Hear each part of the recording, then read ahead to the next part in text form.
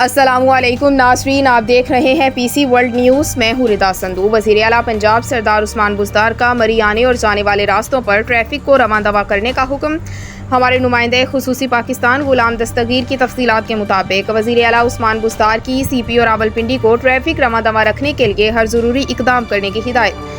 मरी के रास्तों पर ट्रैफिक की बहाली के लिए ट्रैफिक पुलिस और इंतजामी अफसरान मुतहरिक अंदाज में फ़राइज़ अंजाम दें। ट्रैफिक पुलिस और इंतजामी हुकाम सियाहों की सहूलत के लिए ट्रैफिक को जल्द बहाल कराएं।